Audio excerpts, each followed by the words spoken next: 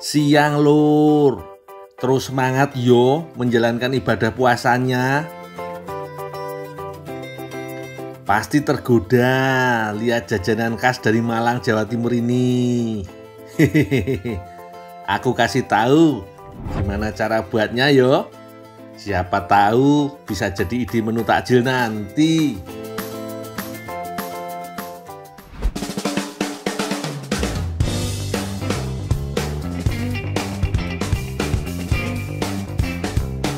Lur, ini aku lagi ada di Batu Malang, Jawa Timur. Dataran tinggi ini punya alam yang indah banget lur. Pantas saja dijuluki Swiss kecil di Pulau Jawa. Karena potensi alamnya, Batu bukan cuma berkembang di sektor pariwisata, tapi juga hasil alamnya. Kota Batu merupakan salah satu penghasil sayur mayur serta buah-buahan di Nusantara. Salah satu buah yang ditanam di sini adalah labu madu atau banyak juga yang menyebutnya butternut. Sayangnya, labu madu ini belum umum diolah jadi bahan masakan sehari-hari. Padahal rasanya manis, bahkan lebih manis dari labu kuning dan teksturnya pun lembut. Diolah jadi masakan atau kue, yo bisa banget lur. Labu madu bisa dipanen saat usianya 90 hari.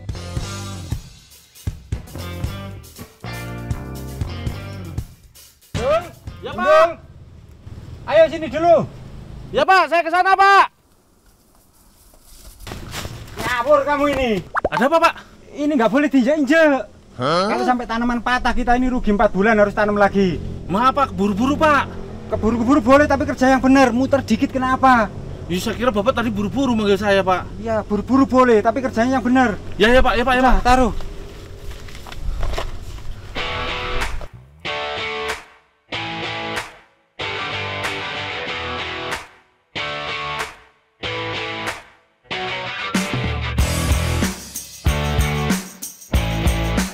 Hasil panen labu madu petani di Kecamatan Bumi Maja Malang ini banyak yo lur.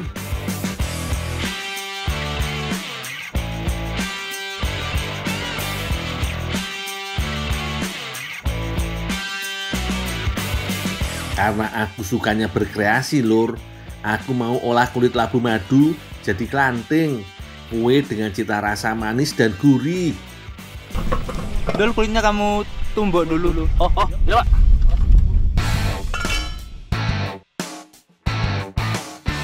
Aku siapkan dulu yo kulit labu madunya. Meski daging buahnya lembut, tapi kulitnya dari buah asli Amerika ini sangat tebal dan keras lur. Supaya mudah dicampur dengan bahan kue lainnya, kulit labu madunya harus ditumbuk dulu lur. Selagi aku menghaluskan kulit labu madu, Mbak Lia membuat adonan klanting. Ini bukan klanting yang terbuat dari singkong dan bertekstur keras yo lur. Ini jajanan khas Malang yang mirip dengan cenil. Adonannya dibuat dari campuran tepung kanji, gula, garam, dan air. Sedangkan kelapa tua parut disiapkan untuk pelengkap menikmati klanting. Setelah adonan tercampur merata, lanjut masukkan kulit labu madunya lur. Kalau sudah tercampur merata begini, tinggal dimasak aja lur.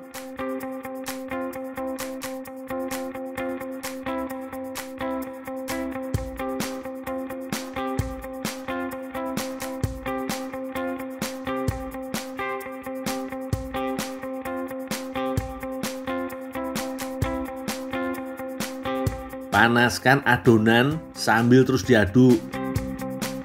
Pati dalam tepung kanji akan menyerap air. Ini membuat adonan berubah menjadi kental dan kenyal seperti ini. Sudah bisa aku angkat ini lur.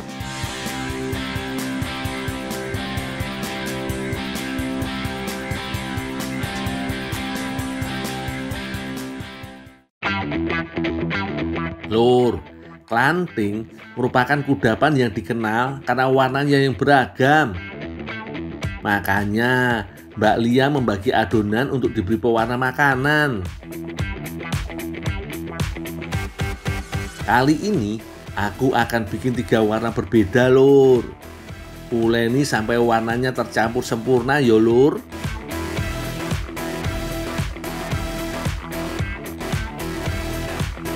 Sekarang tinggal bentuk adonan klanting dan matangkan dengan cara direbus. Bentuk klanting di berbagai daerah sangatlah beragam. Ada yang memanjang, ada juga yang bundar seperti yang Mbak Lia bikin. Semuanya sah-sah wae, Lur.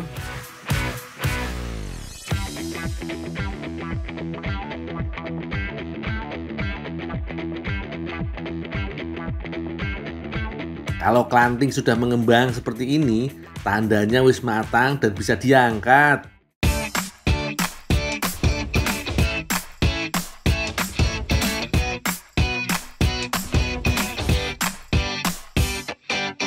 Ini hasilnya, Lur.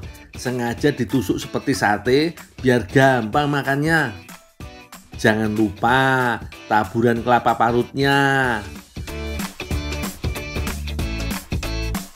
Untuk rasanya, yo jangan ditanya, pasti enak, manis, dan gurih. Jos gandos.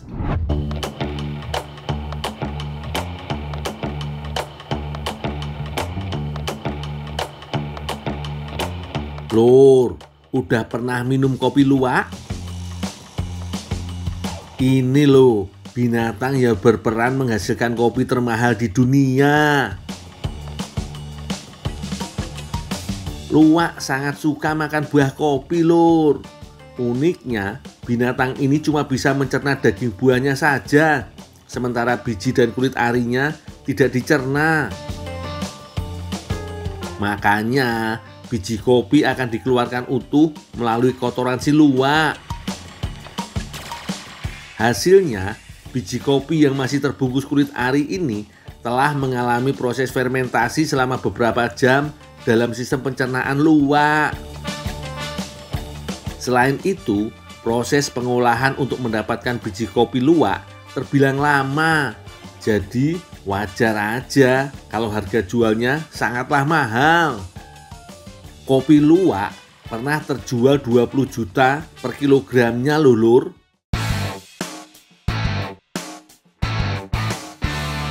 Saat siang hari, luwak memang tidak terlalu lahap makan.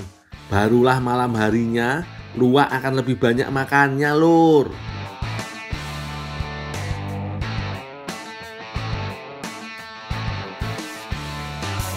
Lur, untuk menghasilkan kopi luwak butuh pengolahan yang panjang. Kira-kira butuh waktu hingga sampai 2 bulan. Setelah dicuci bersih, jemur biji kopinya yo.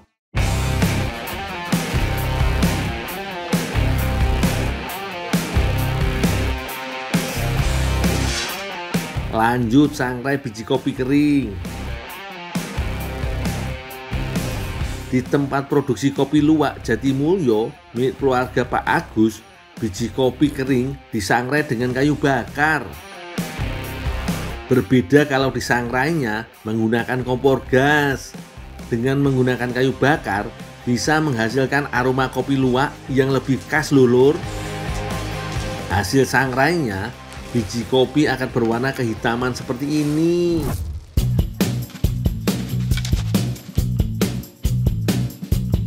Sekarang tumbuk biji kopi luwak sampai halus. Tingkat keasaman kopi luwak lebih rendah dibandingkan jenis kopi lain, sehingga aman bagi lambung, Lur.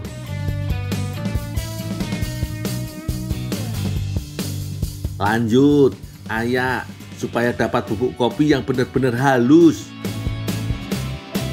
Proses fermentasi biji kopi di lambung luwak ternyata bukan cuma menghasilkan aroma yang khas, tapi kopi yang rendah kafein, yang bikin kopi luwak semakin istimewa. Kali ini kopi luwaknya bakal diolah jadi kue cucur.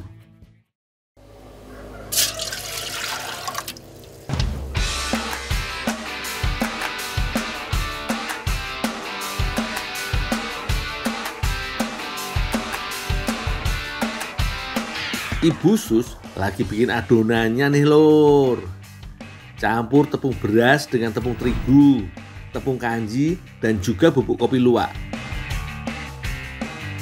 Tuang santan untuk melarutkan bahan adonan.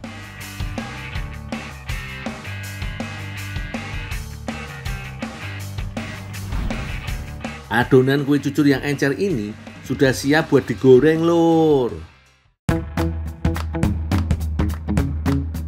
Goreng kue cucurnya satu persatu ya lur. Satu centong adonan dimasak tanpa perlu dibalik. Kue cucur sudah bisa diangkat kalau sudah padat ya lur.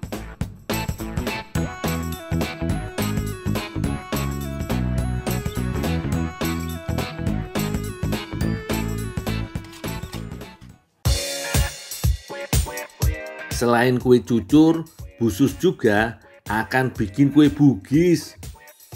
Campur tepung ketan dengan gula, garam, dan santan. Jangan lupa bubuk kopi luwaknya ya lur.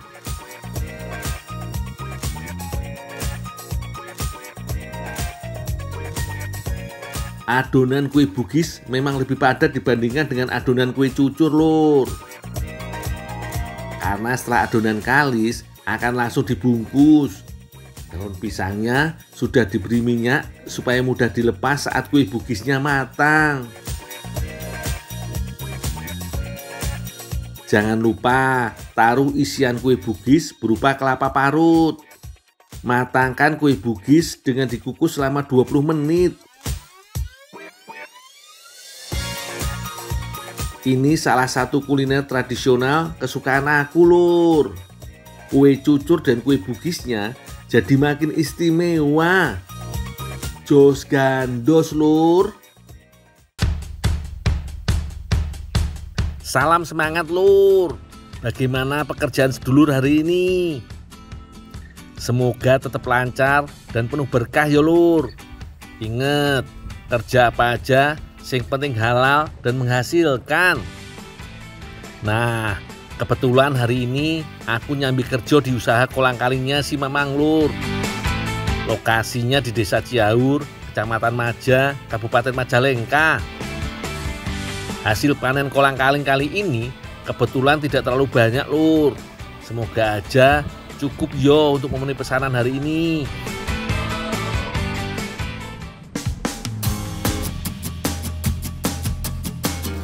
Sebelum dikirim ke UKM Manisan Kolang-Kaling, bahan ini harus melalui beberapa proses dahulu lur. Pertama, lepaskan dulu buah aren dari batang utamanya. Kemudian masukkan ke gentong rebusan. Kolang-kaling iki lebih terkenal dengan nama caruluk. Biji pohon aren yang terkenal licin ini memang sering diolah jadi cemilan manis yang laris di pasaran. Bentuknya pipih dan bergetah, sehingga harus direbus dulu selama 1 jam agar getahnya luruh. Ada juga yang menggunakan metode bakar sebelum direbus, tapi kebiasaan di sini hanya direbus agar bentuknya tidak rusak lur. Bang, tuh. Yakin udah matang. Caruluknya mang? Ya. Oh iya mang. Ya. Nah, sekarang tak angkat dulu yang sudah direbus ya lur. Setelah direbus, kupas dan ambil bagian dalam kolang-kaling. Dalam sehari, si Mamang bisa mengolah puluhan kilogram kolang-kaling lur. Wih, panasnya air rebusan terasa membakar kulit lur. Biji yang sudah direbus kemudian direndam dengan air kapur selama beberapa hari supaya terjadi proses fermentasi alami.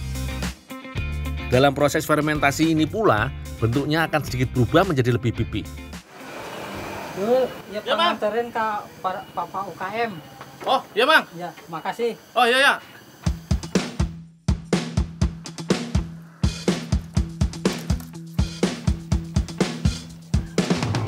Wah, ibu-ibu di Desa Ciaur ini memang rajin semua lur. Sejak pagi mereka sudah sigap mengolah produksi cemilan khas Majalengka. Salah satunya Manisan Kolang-Kaling. Mudah-mudahan aku ndak terlambat yo nganter kolang-kalingnya. Bu, ini Bu, kolang-kalingnya Bu. Oh iya, langsung dicuci aja ya. Nanti langsung dimasak. Oh iya Bu. Ya. Lanjut cuci dulu sampai bersih ya Lur. Soalnya kadang masih ada sisa getah yang menempel di fermentasi kolang-kaling. Setelah dicuci, proses selanjutnya adalah memasak kolang-kaling Lur. Masukkan caruluk ke dalam air rebusan yang sudah mendidih. Setelah 20 menit, bahan pendukung sudah bisa kita masukkan. Di antaranya air soda merah, gula jawa, dan tambahkan gula pasir biar manisnya lebih terasa. Dua warna ini adalah ciri khas kolang-kaling dari desa Ciaur Lur. Masak sambil diaduk terus sampai warnanya tercampur rata. Setelah itu, manisan kolang-kaling siap didinginkan. Lalu masukkan ke dalam kemasan plastik sebelum dijual ke pasaran. Gimana Lur? Gampang toh buat manisan kolang-kaling khas Majalengka? Dul, Ya Bu. ini antar ya ke Wulan, biar nanti saya yang masak ini. Oh ya Bu.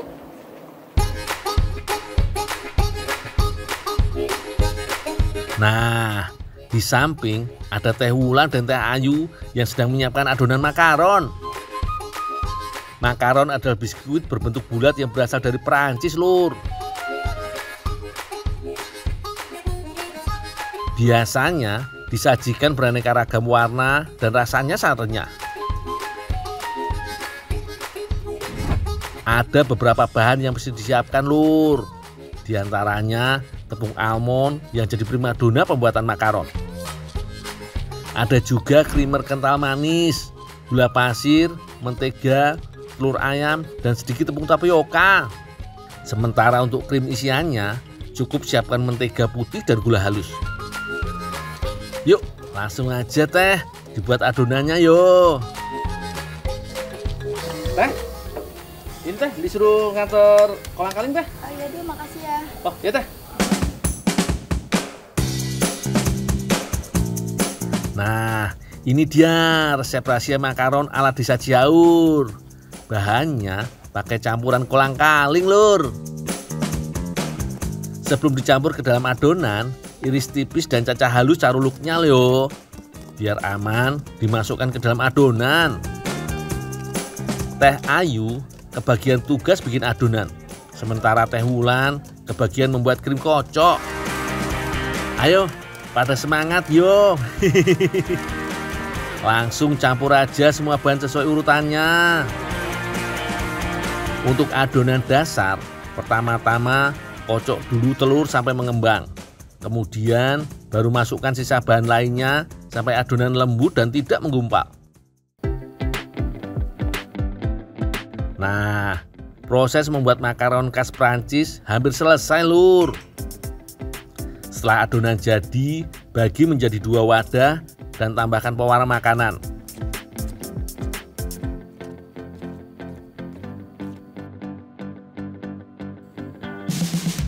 Langkah selanjutnya, tinggal masukkan adonan ke plastik segitiga dan cetak dalam wadah oven yang sudah dioles mentega yo.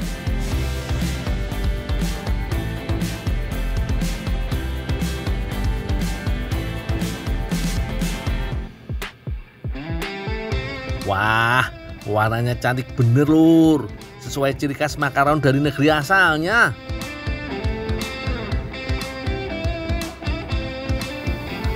Dul, tolong open ya Dul. Oh ya Teh. Setelah wadah cetakan sudah penuh, saatnya masuk oven Lur. Sedikit lagi kita bisa langsung menikmati makaron yang lezat Lur. Tunggu sekitar 20 menit. Oven dengan menggunakan api sedang.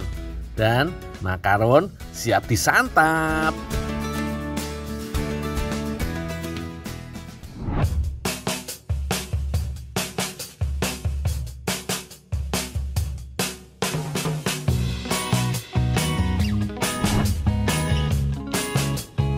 Weh, masih ada yang ketinggalan Lur. Kita lupa mengisi makaron dengan krim dan manisan kolang-kaling khas Ciaur.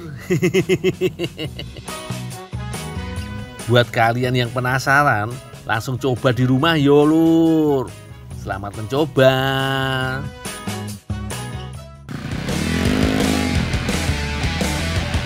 Siang-siang gini emang paling enak motoran yo. Eits, aku bukan lagi balapan motor loh iki. Aku mau janjian cari gadung. Kebetulan lagi di desa Tanjung Hurib, Sumedang, Jawa Barat.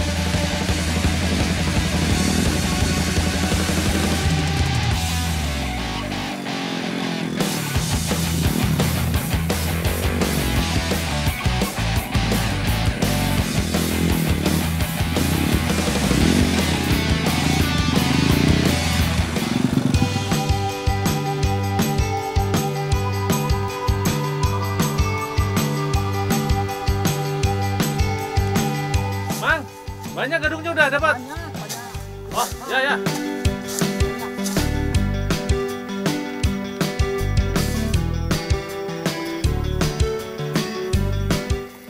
Gadung termasuk umbi-umbian dalam tanah yang tumbuh menjalar. Jadi, untuk mencarinya, aku harus menggali tanah dulu iki.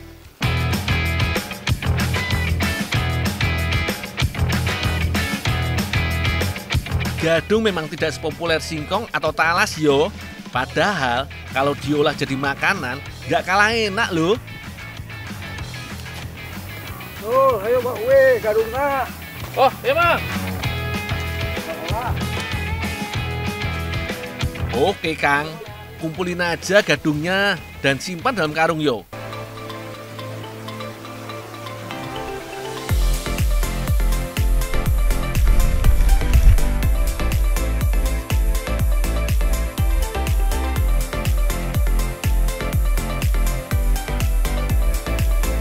Bang, naikin sini Bang.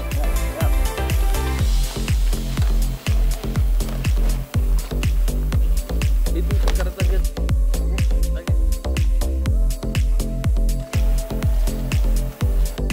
Nah, tuh. Udah, siap. Udah. Oke, gadungnya aku bawa dulu yo.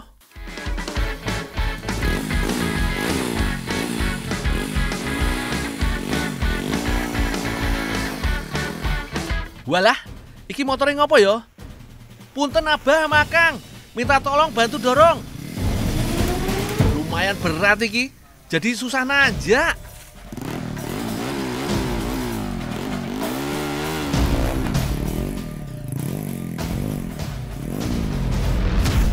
Walah, lah kok malah jatuh segala toh?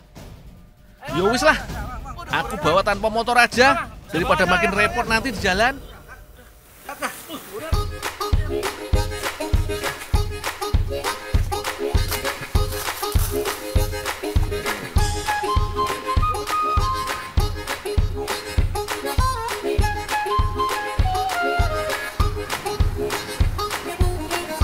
Bu, ini gadungnya Bu. Mengolah gadung tidak boleh sembarangan, Lur. Gadung mengandung racun yang bisa menyebabkan pusing dan muntah kalau kurang benar pengolahannya. Bayangke, Lur, kandungan racun umbi gadung seukuran buah apel cukup untuk membunuh orang dewasa dalam 6 jam aja. Serem toh? Makanya harus hati-hati mengolahnya. Yang harus dilakukan pertama kali, buang kulitnya yo. Merendam gadung dalam air mengalir seperti iki untuk menghilangkan racunnya yo. Bisa juga dicuci dengan abu, lalu direbus, kemudian dicuci lagi selama beberapa kali. Pokoknya sampai gadung benar-benar bersih dari racun.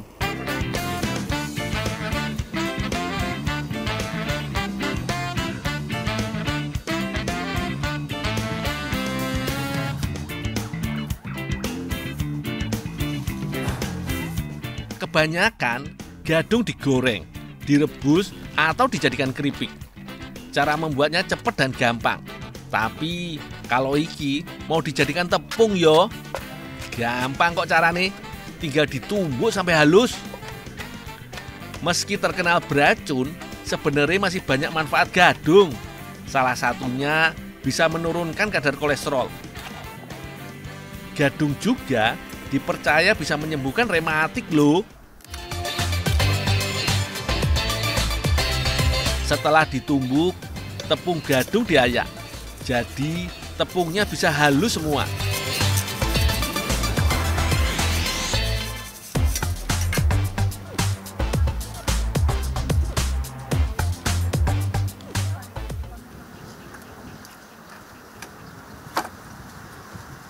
Teh, ini teh tepung gadungnya teh. Makasih ya, Dul. Oh, ya teh.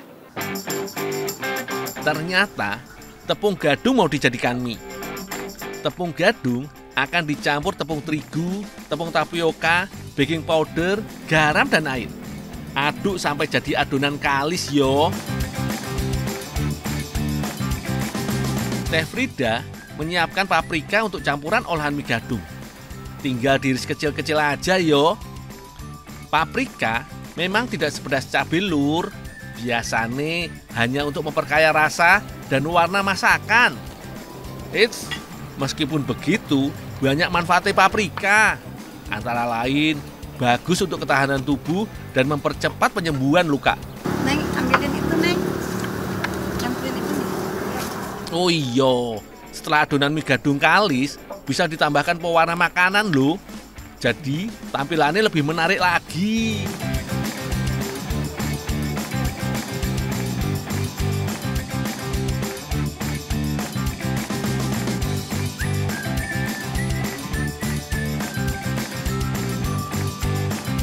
Tinggal diaduk sampai pewarna tercampur rata aja iki. Selanjutnya adonan dimasukkan mesin penggiling.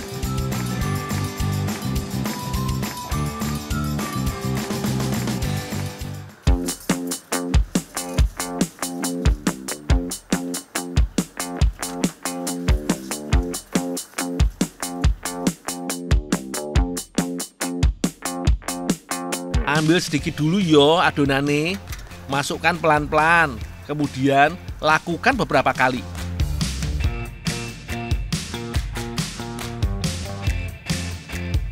Wah iki, baru begini saja, mie gadung sudah menggugah selera yo.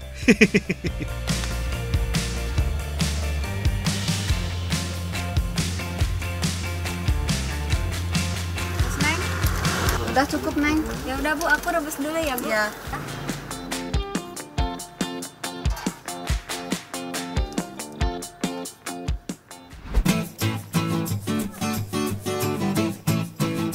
Kemudian mie gadung direbus selama 5 menit. Mie gadung iki bisa jadi alternatif pengganti nasi lur. Soalnya pasti mengenyangkan dan menambah energi dalam tubuh.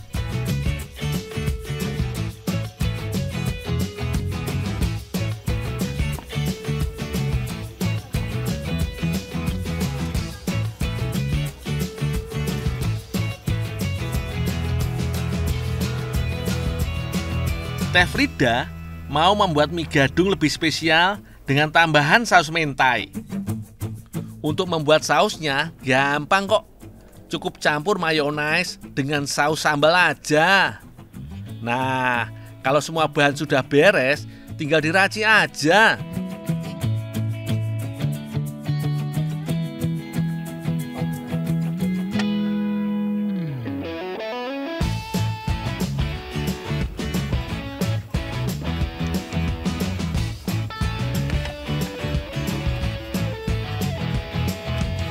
Sajikan mie dalam aluminium foil. Tambahkan udang dan paprika. Kalau sudah, panggang sebentar yo.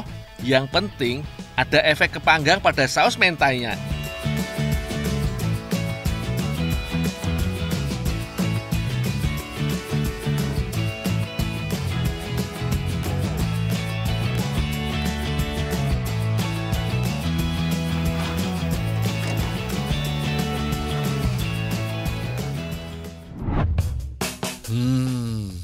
Tampilannya menarik yo. Siapa yang nyangka bahannya gadung? Walah, mie gadung warna-warninya sudah manggil-manggil aku iki. Minta disantap.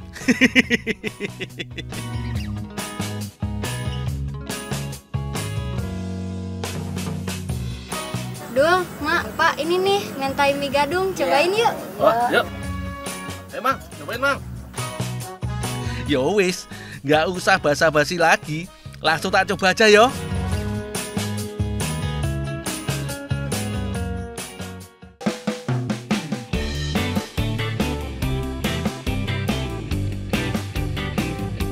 Badanku sejak pagi kerasa greges-greges lur. Aku lagi nunggu diperiksa Pak Mantri, tapi nggak datang-datang. Padahal aku mesti ngerjain pesanan yang sawah. Tadi aku diminta ngambil beberapa buah nangka sirsak.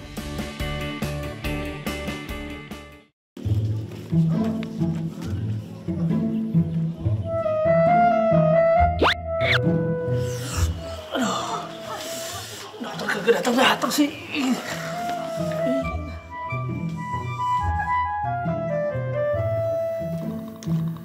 Hei, bener. Ngapain di sini? Ngapain di sini? Meriang Pak Hansip, aduh. Nunggu dokter kagak datang-datang lagi. Udah lama? Aduh, udah setahun Pak Hansip. Pak Hansip, tak tolong mau nggak? Boleh, mau kemana? Ini saya disuruh sawah, cari nangka. Nangka apa? Yaudah cari nangka dah. Tolong Pak Hansip ya. Kemana ini nyarinya? Yaudah cari nangka sana dah.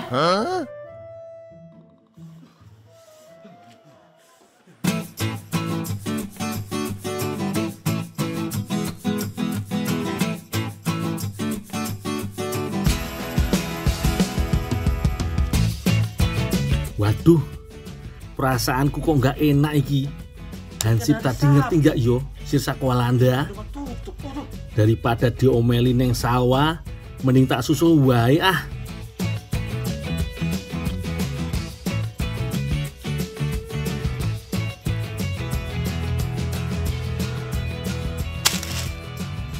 Udah habis nih. Cari-cari lagi. Tapi mau turun. Gimana? Kirain tadi pendek. Kok tinggi? Mau minta tolong ke siapa nih? Aduh. Aduh.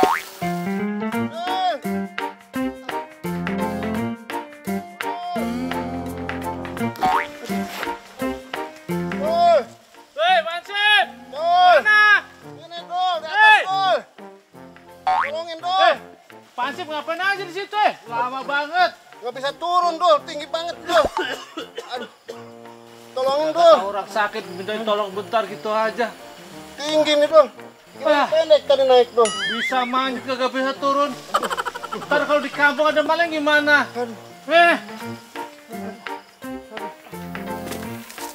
Walah, bener perasaanku.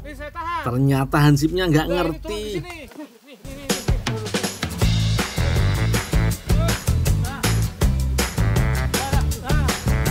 Pantesan Tinggi aja. dong. Aduh. Tungguin kagak datang-datang lama. Nggak bisa turun, aduh. Yaudah ya, bantuin saya manjat. Ya, Pak Hansip ngambil yang bawah ya. ya dong. Ujung-ujungnya aku harus manjat pohonnya sendiri ki.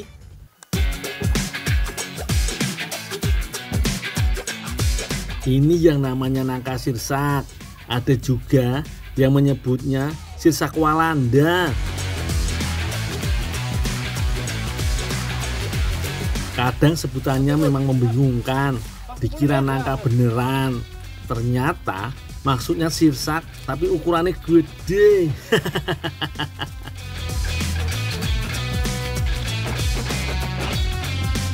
Hansip, Yuk, tangkap. atas gondol, melemparin ke bener dong. Pak Hansip aja kagak bisa nangkep. Gimana sih? Itu nangka sirsak saya hancur semua. Ah, daripada gini lebih baik jaga lagi deh. Gimana sih katanya Hansip lindungi masyarakat. Minta tolong gitu aja pundung. Buah yang rasanya asam-asam seger ini kaya vitamin B kompleks dan vitamin C lur. Katanya sih bisa juga untuk mencegah diabetes dan infeksi organ tubuh lainnya. Cari sendiri aja. Dingin lagi nih. Meriang.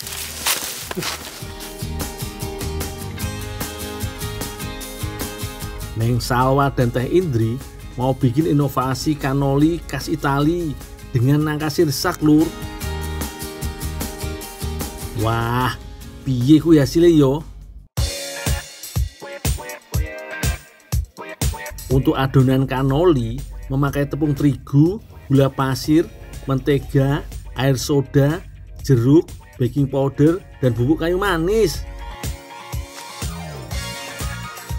Kalau krimnya hanya butuh mentega putih dan gula halus. Campurkan tepung dan air soda jeruk, lalu tambahkan mentega, telur dan gula pasir. Jangan lupa bubuk kayu manis yang jadi ciri khas cannoli yo. Aduk terus sampai adonan kalis dan cukup padat. Untuk krimnya tinggal aduk mentega putih dan gula halus. Kalau sudah rata, bisa dibagi dua untuk diberikan warna, biar tambah keren hasilnya lur. Selanjutnya adonan cannoli dibentuk bundar. Kemudian bikin pipih memanjang dengan bantuan gilisan kayu lur.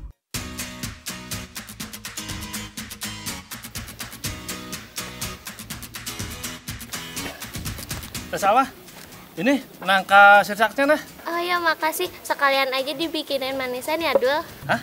Dibikin manisan. Saya juga yang bikin manisan? Iya. Aduh, yaudah deh, Ya. kita bikin dulu. Iya boleh.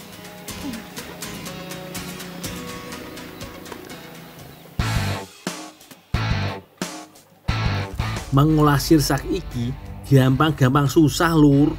Kalau untuk dibuat manisan sebaiknya cari yang setengah mateng agar teksturnya nggak lembek dan hancur. Kupas dulu, kemudian potong kecil-kecil sesuai selera lur.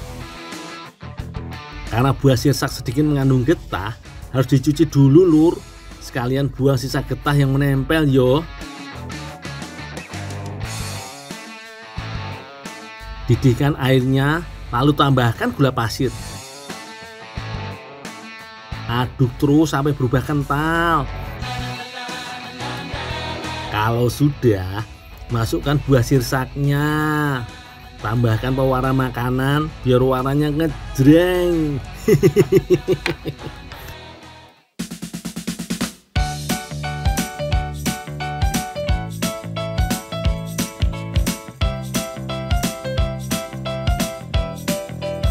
Buah iki kayaknya udah pas manteknya, tinggal diangkat dan ditiriskan.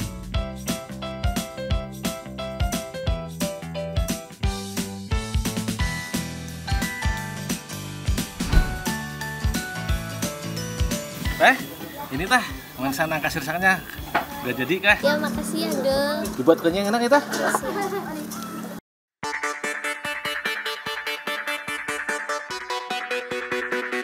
Adonan cannoli siap dimasukkan ke wajan panas. Adonan dibentuk melingkar mirip kue semprong yo. Jadinya cakep ya lur. It's maksudku si cannolinya lo. Kalau neng sawahnya emang udah cakep dari sononya.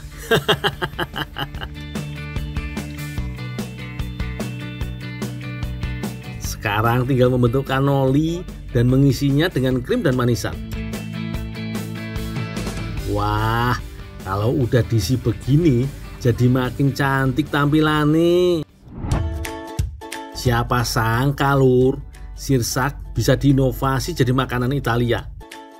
Hasil percampuran resep luar negeri dan tangan-tangan kembang desa bisa menghasilkan sebuah cemilan yang enak dipandang dan mudah pembuatannya yo.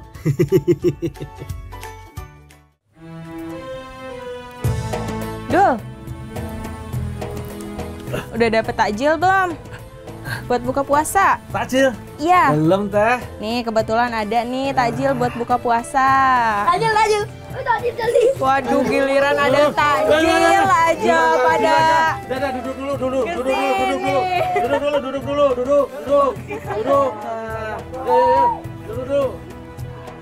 Program Jejak Si Gundul mengucapkan Selamat menunaikan ibadah puasa. Dul, takjil saya mana? Saya juga nggak kebagian, Pak, anak-anak.